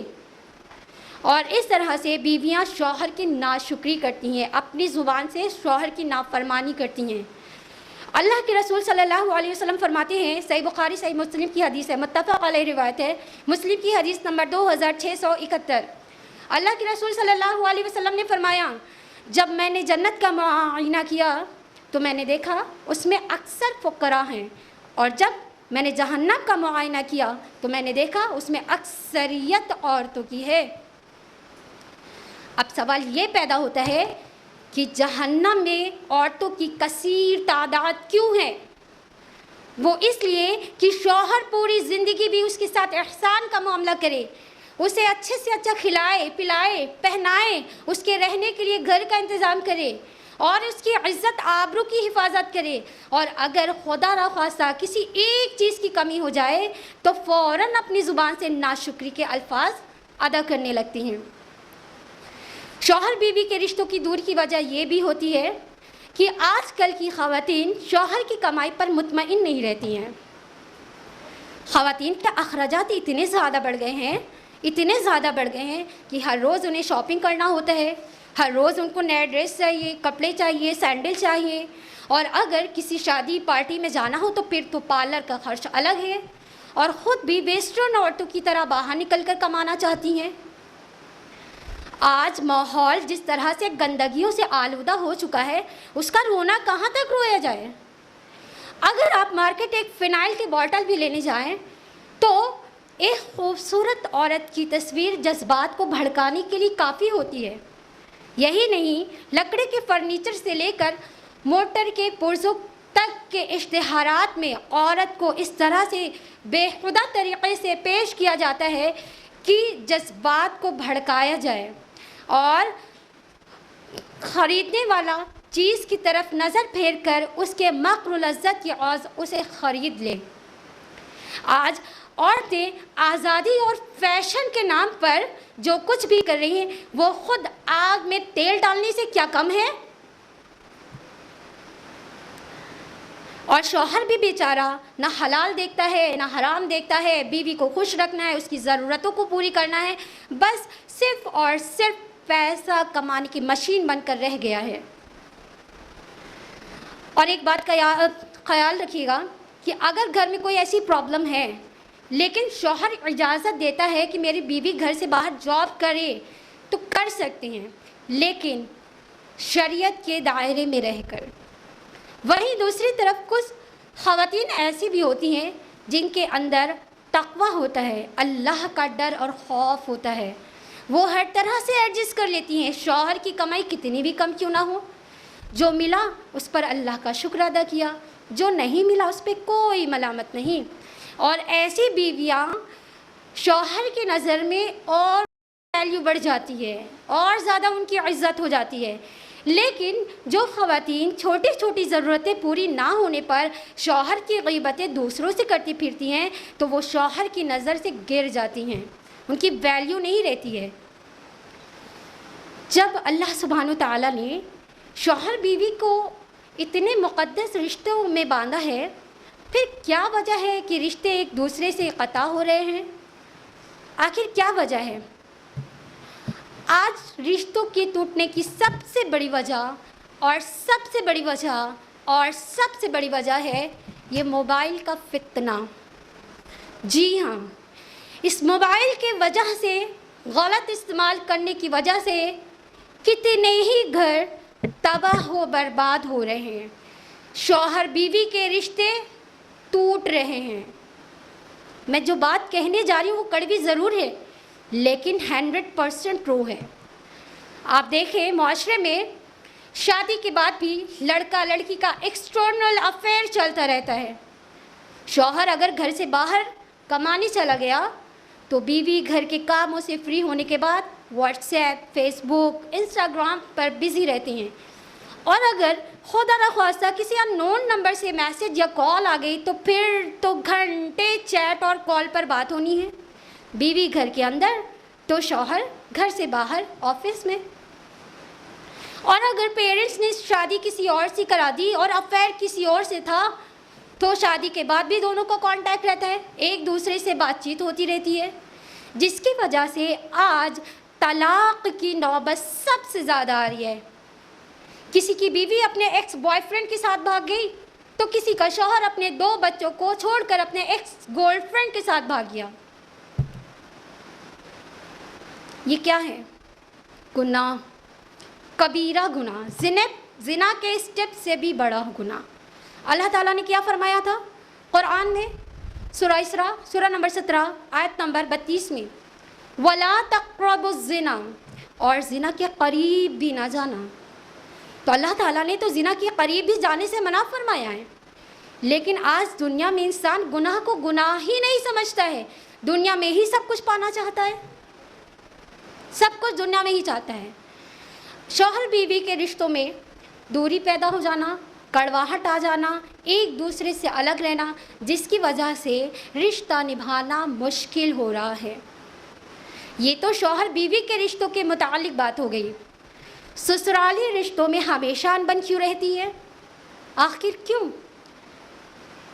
جب ایک لڑکی شادی کر کے سسرال آتی ہے تو وہ اس کا اصل گھر ہوتا ہے، اسے پوری زندگی سسرال میں ہی گزارنی ہوتی ہے۔ لڑکی کی شادی ہونے پر یعنی جب وہ کسی خاندان میں آتی ہے تو وہاں کے لیے وہ اجنبی ہوتی ہے، لیکن ایجاب و قبول کے بعد ہی گھر والوں میں اس کی سب سے زیادہ اہمیت ہو جاتی ہے اور سب سے زیادہ حقوق اسی کے ہو جاتے ہیں۔ اور دلہن بھی ڈولی سے اترتے وقت اپنے دل و دماغ سے یہ خیال نکال دے کہ وہ کسی انجان گھر میں قدم رکھ رہی ہے، کیونکہ وہ جس گھر میں جا رہی وہاں کا ماحول، وہاں کے رہنے والوں کا مزاج الگ ہوتا ہے، تو آپ کو وہاں کے لوگوں کے مزاج کے حساب سے کام کرنا ہوگا۔ جو چیز آپ کو اچھی لگے آپ اسے قبول کر لیجئے، جو چیز نہیں صحیح لگ رہی ہے آپ اس کو اگنور کریے۔ اللہ کے رسول صلی اللہ علیہ وسلم کی بھی یہی تعلیمات رہی ہے، صحیح بخاری اور مسلم کی متفق علیہ روایت ہے۔ بہو کو چاہیے کہ شروع سے ہی اپنا معاملہ ادب اور لحاظ کا رکھے، چھوٹوں پر پیار، بڑوں کا ادب کرے، اور ساس کو بھی چاہیے کہ وہ بہو سے ویسا ہی سلوک کرے، ویسا ہی رویہ اختیار کرے جیسا کہ وہ اپنے بیٹے اور بیٹی کے ساتھ رکھتی ہے۔ اس کو اس بات کا احساس ہی نہ ہونے دے کہ وہ انجان گھر میں آئی ہے، اپنی بیٹی کی طرح اسے مانے۔ اور بہو کو بھی چاہیے کہ سسرال میں ساس نندیں جو کام کرتی ہیں تو اس میں وہ ان کی ہیلپ کرے، ان کی مدد کرے اور خود سے ہی کرنے کی کوشش کرے۔ جب آپ ایسا کریں گی نا تو سسرال والوں کے دلوں میں آپ کے لیے محبت پیدا ہو جائے گی، آپ اپنے اخلاق سے متاثر کریے۔ دراصل ہوتا یہ ہے ساس بہو کے جھگڑے کی جو وجہ ہوتی ہے وہ بہت بڑی وجہ نہیں ہوتی ہے، وہ گھر کے چھوٹے چھوٹے معاملات کی وجہ سے ساس بہو کے درمیان میں جھگڑے ہوتے ہیں۔ ساس کو کہیں نہ کہیں یہ لگتا ہے کہ بہو کے آ جانے کے بعد اس کی کرسی، اس کا پاور، گھر میں اس کا جو رعب اور دبدبہ ہے کہیں نہ کہیں وہ ختم ہو جائے گا، گھر کے معاملات میں اس سے کوئی مشورہ نہیں لیا جائے گا، اس لیے وہ شروع دن سے ہی बहू का जब मेकअप छूटता है और वो किचन में कदम रखती है तो शुरू दिन से ही वो टोका टोकी करना शुरू कर देती है। मसलन सालन में तेल कितना डालेगा, दाल में तड़का लहसुन से लगेगा या प्याज से, घी से या तेल से, वो सास बताएगी। और जब छोटी छोटी चीज़ों में टोका टोकी करना शुरू कर देती हैं तो बहू को लगता है कि इनकी तो आदत ही है हर चीज़ में टांग अड़ाने की। और फिर जब सास बहू को कुछ काम कहने के लिए कहती है तो वो उसकी बात को इग्नोर कर देती है, नज़रअंदाज कर देती है, या तो साफ तौर से ही इनकार कर देती है और सास से बदतमीज़ी करने लगती है।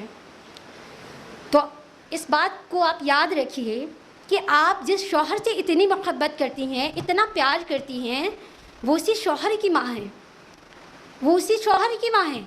आप जितनी इज़्ज़त अपनी माँ की करती हैं, आपको उतनी ही इज़्ज़त अपने शौहर की माँ की करनी होगी। अगर आपका शौहर आपकी माँ से बदतमीज़ी से बात करे तो क्या आपको ये गवारा होगा? आप हरगिज़ इस बात को पसंद नहीं करेंगी। तो एक शौहर ये कैसे बर्दाश्त कर सकता है इसकी बीवी उसकी माँ से बदतमीज़ी से बात करे, उसकी नाफरमानी करे? कैसे बर्दाश्त कर सकता है वो? और आज के पेरेंट्स से भी मैं ये कहना चाहूँगी कि माँ बाप औलाद को तालीम के साथ साथ थोड़ा तहज़ीब और तमीज़ भी सिखाएं। क्योंकि होता ये है कि मायके में लड़कियाँ बहुत लाड प्यार से पली होती हैं, उनकी हर छोटी बड़ी ज़रूरतों का ख्याल रखा जाता है, उनके नखरे उठाए जाते हैं, उनको किसी भी चीज़ की कमी नहीं होने दिया जाता। और अगर किसी की एकलौती औलाद हो तो और मुसीबत, फिर तो माँ बाप उनके आगे पीछे ही घूमते रहते हैं, खुद सारा काम कर लेते हैं और बच्चों को आज़ादी की ज़िंदगी गुजारने देते हैं। लेकिन जब वही औलाद अज़वाजी ज़िंदगी से जुड़ते हैं और निकाह के बाद वो ससुराल में कदम रखते हैं तो वो एडजस्ट नहीं कर पाते हैं, वो एडजस्ट नहीं कर पाती हैं। शादी से पहले वो 9 से 10 बजे सोकर उठा करती थी, ससुराल में अब उन्हें 7 बजे उठना है। मायके में वो खाना नहीं बनाया करती, ससुराल में उन्हें खाना भी बनाना है। मायके में इतना नखरा उठाया गया कि ससुराल में अगर सास नंदों ने कुछ कहा तो फ़ौरन मुँह फुलाए बैठ जाती है, सामान बांधा मायके चली जाती हैं। और बहुत हद तक गलती ससुराल वालों की भी होती है कि जब वो बहू ढूंढने निकलती हैं तो गोया बहू नहीं जन्नत की हूर ढूंढने निकलती हैं। उन्हें कोई लड़की समझ में आती ही नहीं है। 50 घर ऐसे चक्कर लगाती हैं गोया किसी फल और सब्ज़ी मंडी की दुकान में फल और सब्जियां छांट रहे हों। ये सेब अच्छा नहीं, इसमें दाग है, ये भिंडी बहुत चरेर है, छोटी होती पतली होती तो ज़्यादा अच्छा होता। इस तरह बहू की तलाश होती है। सालों साल गुजर जाते हैं, लड़की समझ में नहीं आती है। लड़की की उम्र बढ़ती जा रही है, बहू चाहिए 21 साल की ही। और जब शादी में इतना डिले हो जाता है, इतना डिले हो जाता है कि लड़का खुद ही अपनी पसंद की लड़की से शादी करके ले आता है। और जब वो आती है तो ससुराल वालों को अपनी उंगलियों पर नचाती हैं।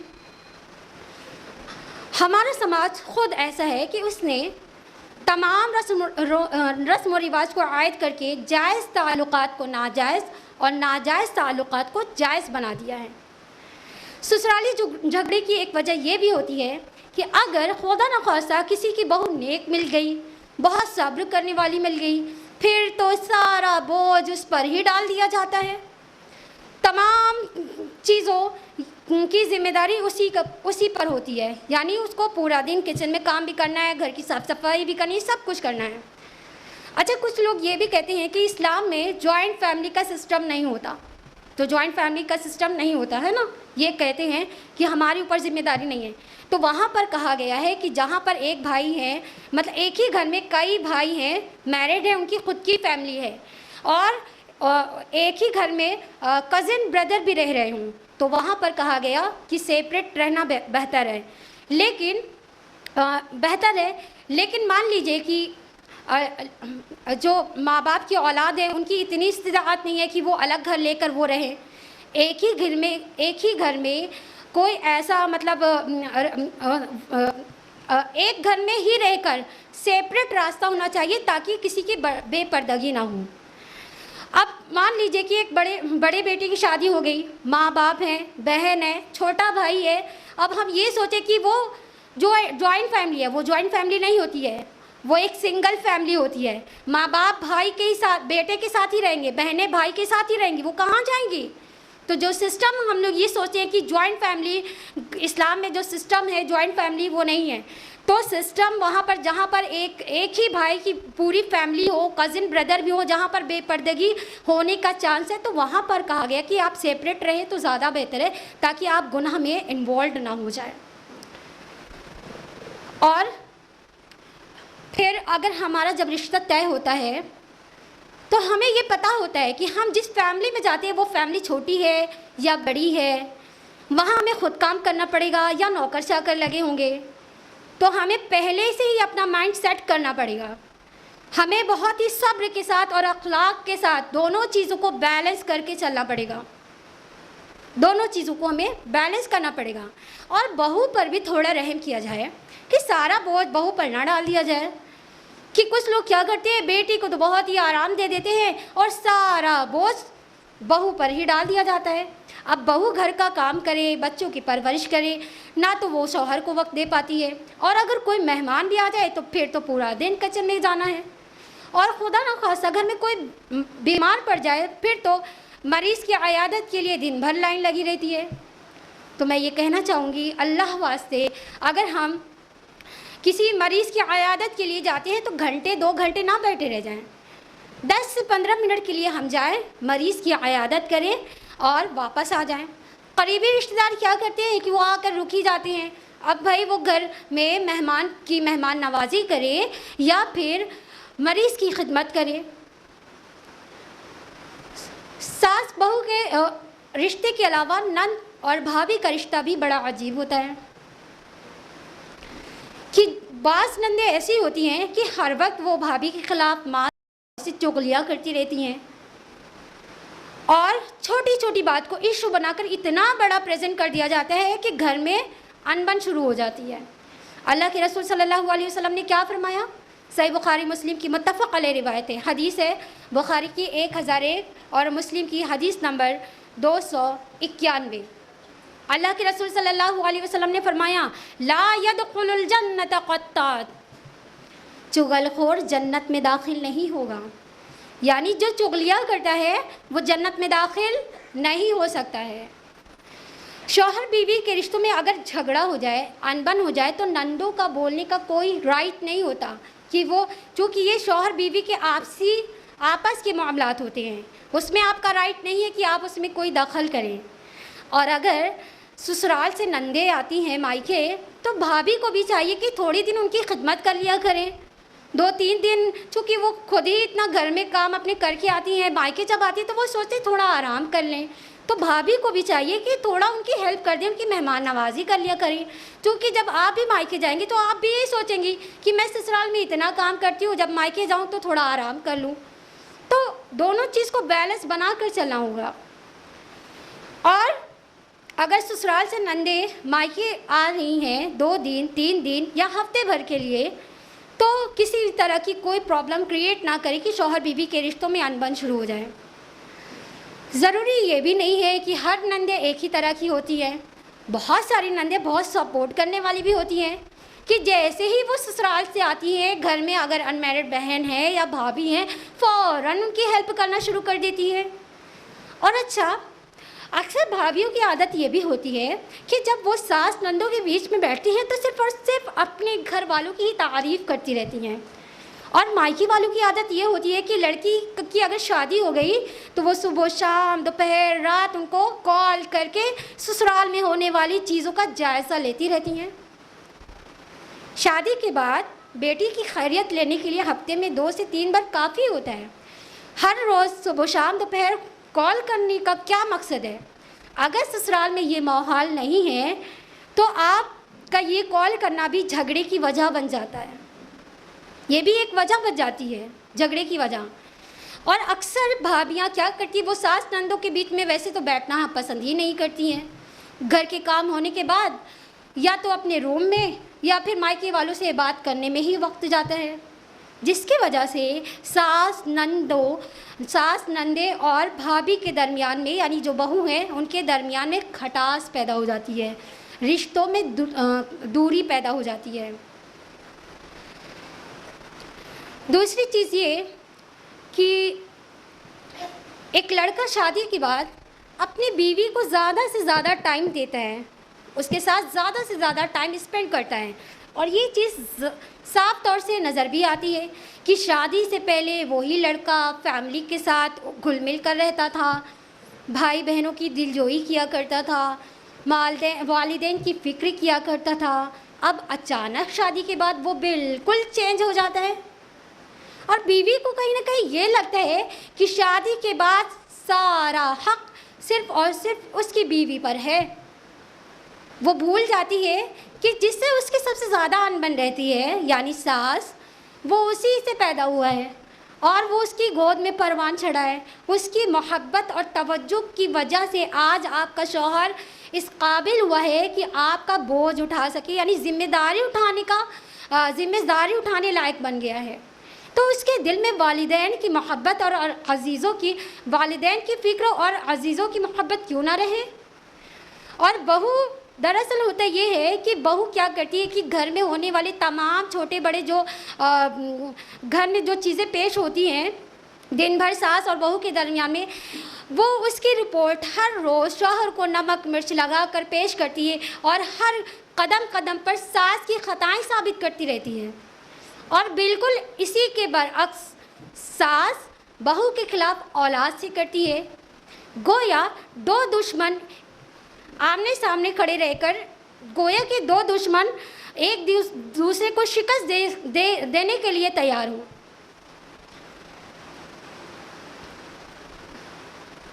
اور جب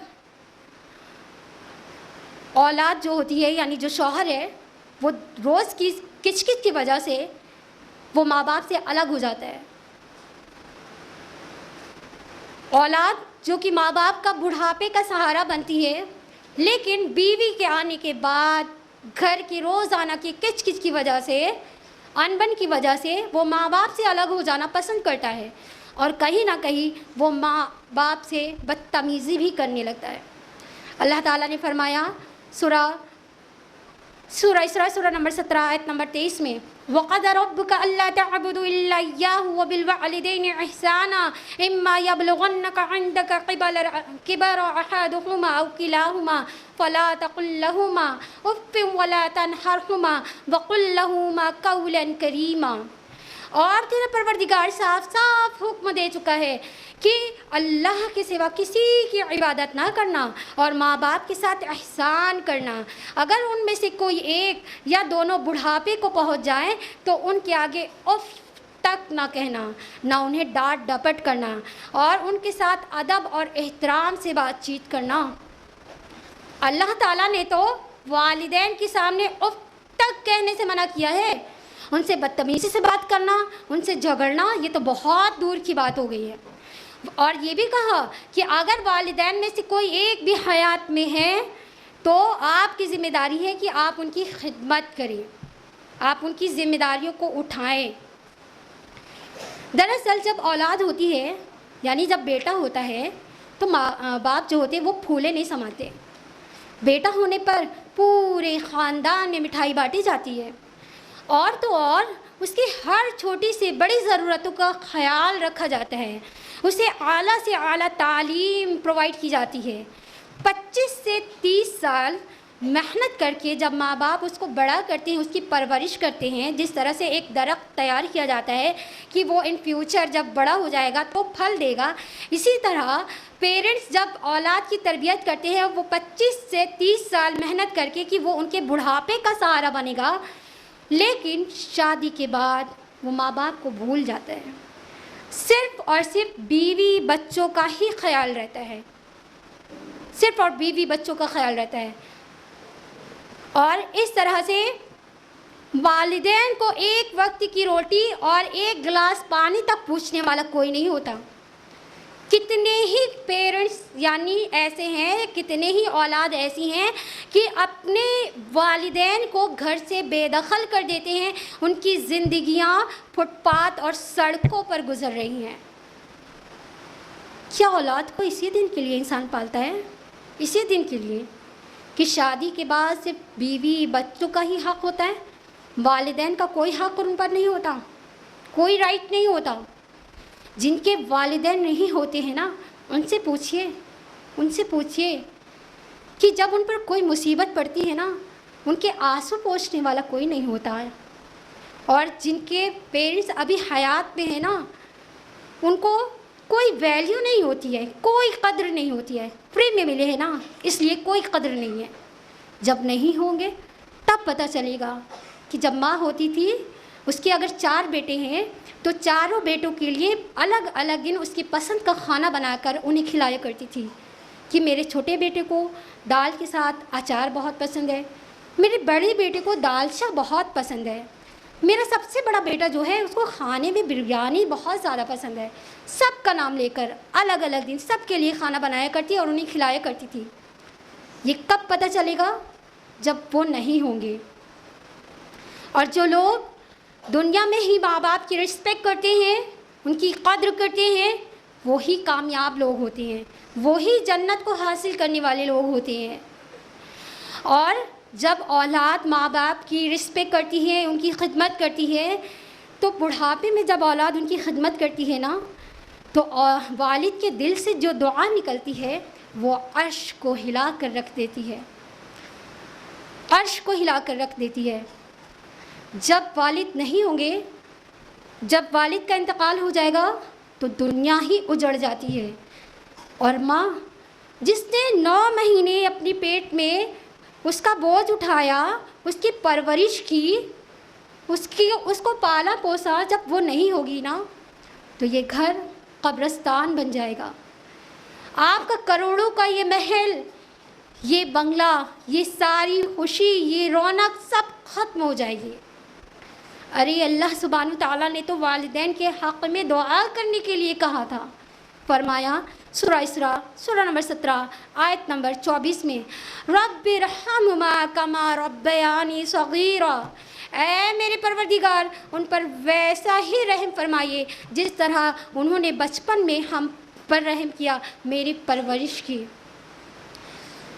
اللہ تعالیٰ نے اولاد کو والدین کے حق میں دعا کرنے کے لیے کہا، مگر افسوس ہم دعا کرنے کی بجائے بد دعا کرتے ہیں کہ کب یہ گھر سے باہر نکلے اور ہم خوشی کی زندگی گزاریں، چین کی سانس لیں۔ کتنے ہی اولاد تو ایسے ہیں کہ ہاتھ پکڑ کے اپنے ماں باپ کو دھکے دے کر باہر نکال دیتے ہیں اور ان کی زندگیاں سڑکوں پر گزرتی ہے، وہ مانگنے پر مجبور ہو جاتے ہیں۔ ارے جب درخت بھی لگتا ہے تو وہ بھی لوگوں کو فائدہ پہنچاتا ہے، لیکن انسانی رشتے یہ تو اللہ کے بنائے ہوئے رشتے ہیں۔ آج ان میں بھی دوری، کڑواہٹ، نفرت، بغض، حسد، وہ تمام چیزیں آ چکی ہیں۔ اس کے علاوہ رشتوں کی دوری کی وجہ ایک یہ بھی ہوتی ہے بھائی بہن کا رشتہ۔ بھائی بہن کا رشتہ جو خون کا رشتہ ہوتا ہے، جو ایک ہی ساتھ پلے ہوتے ہیں ایک ہی چھت کے نیچے، آج ان رشتوں میں بھی کڑواہٹ اور دوری پیدا ہو گئی ہے۔ اس کی وجہ کیا ہے؟ وراثت کا معاملہ۔ ہر کوئی جائیداد میں حصہ پانا چاہتا ہے، والدین کی زندگی نہیں۔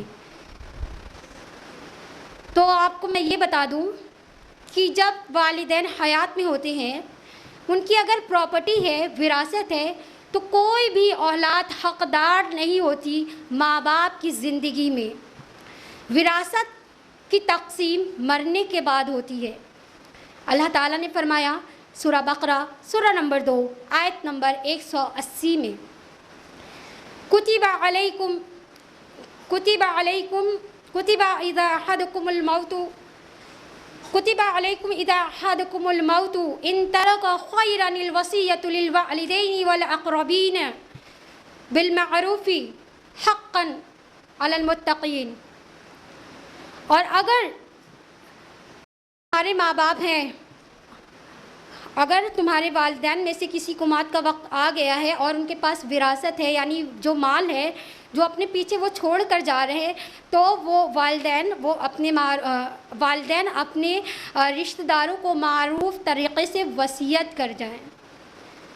اللہ تعالیٰ نے اس آیت کے ذریعے ہمیں کیا ٹیچنگ دی ہے، کیا ہمیں ٹیچنگ مل رہی ہے کہ اللہ تعالیٰ نے فرمایا ہے کہ والدین کی اگر موت کا وقت قریب آ گیا ہے اور اب ان کی زندگی کی کوئی امید باقی نہیں رہی ہے، تو والدین کو حکم کیا گیا کہ ان کے پاس جو بھی وراثت ہے وہ معروف طریقے سے رشتہ داروں میں، یعنی کہ بیٹے بیٹی جو ہیں، اور اگر ماں بھی حیات میں ہیں تو وہ والدین وراثت کی تقسیم اچھے سے کر جائیں۔ اللہ تعالیٰ نے قرآن میں کیا فرمایا؟ سورہ نساء کا اگر ہم مطالعہ کریں تو سورہ نساء کی آیت جب ہم پڑھتے ہیں تو اس میں اچھا خاصا وراثت کے متعلق ڈویژن بتا دیا گیا ہے کہ اگر بیٹا ہے تو اس کا کتنا رائٹ ہے، بیٹی ہے تو اس کو کتنا حق ملے گا، اور ماں بھی اگر حیات میں ہے تو اس کو بھی حصہ ملے گا۔ یعنی وراثت کی جو تقسیم ہوگی، اگر ماں بھی حیات میں ہے تو اس کا بھی رائٹ بنتا ہے، وہ بھی حصے دار ہوگی۔ لیکن افسوس، آج امت محمدیہ کے فتنے کی جو سب سے بڑی وجہ ہے وہ ہے مال و دولت۔ مال و دولت نے اسے اتنا اندھا کر دیا ہے کہ نہ ماں باپ، نہ بھائی بہن، کوئی کسی کا نہیں ہے، صرف اور صرف پیسہ کمانے کی مشین بن کر رہ گیا ہے۔ کتنے ہی نیوز میں آپ نے سنا ہوگا یا newspaper, news headline میں دیکھا ہوگا کہ کتنے ہی لوگوں کے مرڈر صرف اور صرف پیسوں کے متعلق ہو جاتے ہیں، ایک دوسرے کا لوگ قتل تک کر دیتے ہیں، رشتوں کی کوئی اہمیت نہیں ہوتی ہے۔ ماں باپ کی زندگی میں ہی لوگ حقدار بننا چاہتے ہیں، وراثت میں ان کو حصہ چاہیے، رائٹ چاہیے، اور خود ہی سیٹل ہو کر اپنی لائف عیش و آرام کے ساتھ گزاریں اور ماں باپ کو دھکے دے کر نکال دیں باہر۔ اور یہی ہو رہا ہے۔ جس کی 4 اولادیں ہیں اس کا بھی یہی معاملہ ہے، جس کی 1 اولاد ہے اس کا بھی یہی معاملہ ہے۔ ہر کوئی اپنی زندگی سیٹل کرنا چاہتا ہے، دنیا میں ہی سب کچھ ان کو پانا ہے، دنیا ہی چاہیے ان کو۔ اور اگر وراثت کی تقسیم مان لیجئے حصہ مل بھی گیا، روزانہ کی کچھ کی وجہ سے مان لیجئے پراپرٹی میں ان کو حقدار بنا بھی دیا گیا، تو اگر 4 اولادیں ہیں تو اب بیوی شوہر کے کان بھرتی ہے کہ کیا آپ ہی ہیں، کیا ہمارے ہی اوپر صرف ذمہ داری ہے والدین کی خدمت کرنے کی، ہمارا ہی صرف حق ہے، باقی بھی تو اولاد ہیں، وہاں کیوں نہیں جاتے ہیں، ان کا کوئی حق نہیں ہے کیا؟ تو یہ ماں باپ طے کریں گے کہ وہ کس بیٹے کے ساتھ رہنا چاہتی ہے، وہ جہاں جانا چاہیں گی اولاد وہ وہاں جا کر رہ سکتی ہیں، یہ کوئی باؤنڈیشن نہیں ہے، یہ والدین ڈیپینڈ کریں گے وہ کس کے ساتھ رہنا چاہتی ہیں۔ آج ماں باپ بوجھ بن کر رہ گئے ہیں اولاد پر، اور دنیا میں ہی سب کچھ پانا چاہتے ہیں، دنیا میں ہی سیٹل ہونا چاہتے ہیں۔ جس کی پراپرٹی پر عیش کر رہے ہوتے ہیں اس کو ہی گھر سے دھکے دے کر باہر نکال دیتے ہیں۔ یہ حال ہے آج ہمارا۔ بھائی بہنوں کے گھر آنا جانا بند ہو جاتا ہے صرف اور صرف پراپرٹی کی وجہ سے، ان کو اتنا دیا گیا، ان کو اتنا دیا گیا، اور بھائی بہن سے بول چال بند ہو جاتی ہے، سالوں سال گزر جاتے ہیں، آنا جانا بند ہے۔ نہ صرف ان رشتوں کے علاوہ خالہ، ماموں، پھوپھی، چچا، ان کے ہاں اور پڑوسیوں کی بھی خیریت لینے کی ضرورت لوگ نہیں سمجھتے ہیں۔ کیونکہ ہر کسی سے آج انبن رہتی ہے، رشتوں میں بحال نہیں ہے، اور اگر پوچھا جائے تو سب لوگ ایک ہی عذر دیتے ہیں، بھائی وقت نہیں ہے، ٹائم نہیں ہے۔ لیکن جب بور ہو رہے ہوتے ہیں تو پھر کسی پارک، مال یا ریسٹورنٹ میں جا کر اپنے دل کو بہلاتے ہیں، اور زندگی گزارنے کے لیے یہ موبائل اپنے آپ میں خود ہی ایک ذریعہ ہے ٹائم پاس کرنے کے لیے۔ گھنٹوں ہم اس میں وقت گزار دیتے ہیں، ہمارا ٹائم پاس ہو جاتا ہے، لیکن رشتہ داروں کے یہاں جانا پسند نہیں کرتے۔ کیوں نہیں کرتے ہیں؟ چونکہ موبائل خود ہی اپنے آپ میں ایک ذریعہ ہے زندگی گزارنے کا۔ یہ تمام وجوہات ہیں جو میں نے آپ کو بہت ہی سمرائز کر کے آپ کے سامنے رکھی ہیں، جس کی وجہ سے رشتوں میں دوری، کڑواہٹ پیدا ہو گئی ہے، رشتے نبھانا مشکل ترین عمل بن گیا ہے، اور اخلاق کی کمی کی وجہ سے لوگ ایک دوسرے سے دور ہو رہے ہیں۔ تو اب آئیے ہم پرابلم کے ساتھ ساتھ سلیوشن بھی جان لیتے ہیں کہ ایسی کیا چیز ہمیں کرنی ہوگی جس کی وجہ سے جو رشتوں میں بغض، حسد، نفرت و عداوت پیدا ہو گئی ہے، اب ہمیں ایسے کیا کرنا ہوگا جس کی وجہ سے رشتوں میں پھر سے بحال آ جائے، رشتے پھر سے قائم ہو جائے۔ تو سب سے پہلی چیز جو کرنے کی ہے وہ ہے عفو درگزر، یعنی ایک دوسرے کو ہمیں معاف کرنا ہوگا۔ سامنے والے نے ہمیں چاہے کتنی بھی چوٹ کیوں نہ پہنچائی ہو، کتنا بھی درد دیا ہو، کتنے بھی ہمارے دل کو کیوں نہ دکھایا ہو، ہمارا ان کے ساتھ رویہ اچھا رکھنا ہے، بہتر رکھنا ہے۔ ہمیں اپنے دل سے ان تمام نفرتوں کو نکال دینا ہے، چونکہ جب ہم اللہ کی رضا کے لیے ان کے قصور کو معاف کرتے ہیں تو اللہ سبحانہ وتعالی ہمارے گناہوں کو معاف فرماتا ہے۔ فرمایا سورہ نور سورہ نمبر 24 آیت نمبر 22 میں، وَلْيَعْفُوا وَلْيَصْفَحُوا أَلَا تُحِبُّونَ اللَّهَ أَن يَغْفِرَ اللَّهُ وَاللَّهُ غَفُورٌ رَحِيمٌ، اور معاف کرو، درگزر کرو، کیا تم نہیں چاہتے کہ اللہ سبحانہ وتعالیٰ تمہارے قصوروں کو معاف فرمائے؟ بے شک اللہ تعالیٰ قصوروں کو معاف کرنے والا مہربان ہے۔ اللہ تعالیٰ نے اتنی بڑی بات فرما دی کہ کیا تم نہیں چاہتے کہ اللہ تعالیٰ تمہارے قصوروں کو معاف فرمائے؟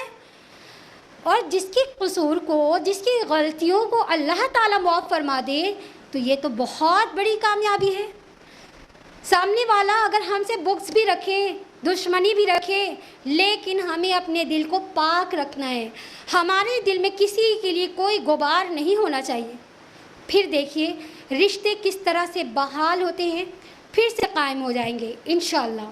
اور دوسری چیز یہ ہے جو کرنے کی ہے وہ ہے تربیت، یعنی اپنے اولاد کی تربیت ہم دینی ماحول میں کریں، بچوں کو بچپن سے ہی بڑوں کا ادب کرنا سکھائیں، اللہ کا ڈر، رسول کی سنت سے محبت کرنے والا بنائیں، نماز کا پابند، اور فجر کے بعد ہی انہیں قرآن کا مطالعہ کرنے والا بنائیں، ہر آزمائش پر انہیں صبر کرنے والا اور نعمتوں پر شکر کرنے والا بنائیں، ایک دوسرے کا مددگار بنائیں، موبائل، انٹرنیٹ کی دنیا سے انہیں دور رکھیں، قرآن، سیرت، حدیث کا مطالعہ کرنے والا بنائیں، اور ساتھ ہی ساتھ اگر بچے کوئی اچھا کام کرے تو انہیں اپریشیٹ بھی کریں، ان کو اپریشیٹ کریں، اور اگر کوئی غلطی کرتے ہیں تو ان کو اس غلطی پر ٹوکے بھی۔